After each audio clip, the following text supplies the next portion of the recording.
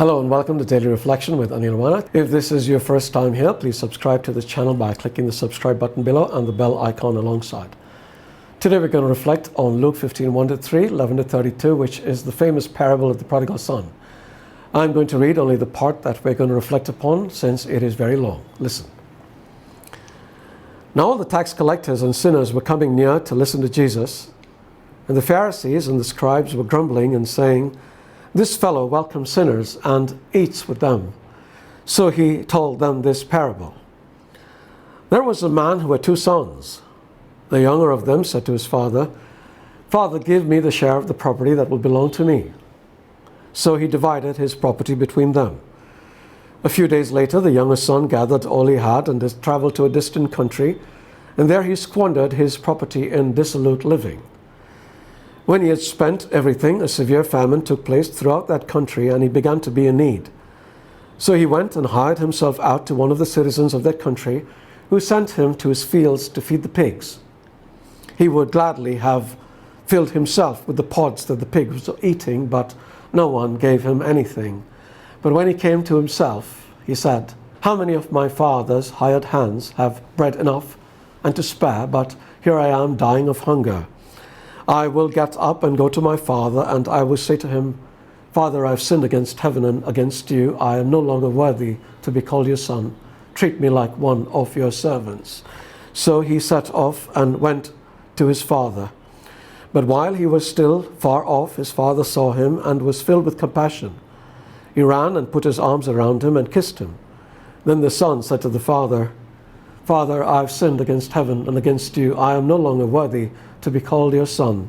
But the father said to his slaves, 'Quickly, bring out a robe, the best one, and put it on him. Put a ring on his finger and sandals on his feet, and get the fatted calf and kill it, and let us eat and celebrate. For this son of mine was dead and is alive again. He was lost and is found.' And they began to celebrate the gospel of the Lord."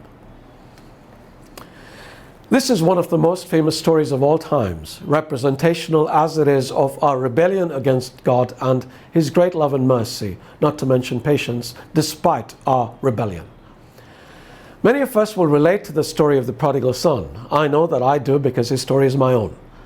Like the boy, I too led a hedonistic lifestyle until I squandered all my blessings and began to plummet until I ended up not in a pigsty like this boy, but in a jail cell. This is when, like the gospel writer Luke wrote, we came to our senses. The implication is that we lost our senses. And in retrospect, I can clearly see that this is the truth. I had lost my mind completely. How?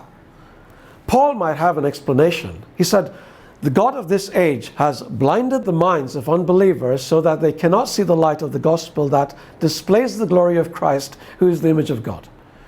With my gaze focused on the things of this world, money, fame, glory, power, I could not see God. Why does it take ending up in a pigsty or a jail cell for us to see Him, though? I've always wondered." Let me tell you a parable of my own. A man was standing on the terrace of his apartment building when he saw a gang of murderous robbers huddled in some bushes waiting for the next victim.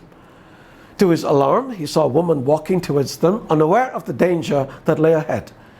He tried to get her attention by calling out to her, but she didn't hear. So he fished out a $10 bill, crumpled it, and threw it at the woman. It fell right in front of her. She saw it, picked it up, unfolded it, smiled in delight, then continued walking on, thinking of how lucky she was. Not giving up, the man scooped up some tiny pebbles from the ground and threw it at the woman. Some landed on her, and irritatedly she brushed them off, but continued walking on, still unmindful of the man trying to get her attention. Desperate to save her now, the man found a broken brick and hurled it at the woman. It fell on her head, making her shriek in pain, but she finally looked up, and the man was able to warn her and save her from what lay ahead. There is a virus named COVID-19, better known as coronavirus, going around killing people all around the world. God did not cause this virus any more than He put the prodigal son in a pigsty or put me in jail, but He is allowing it to happen to bring us to our senses. We have been openly mocking God by the things we have been doing lately. If we were in God's place, I have a pretty good idea of what our reaction would be to such defiance. But God is merciful.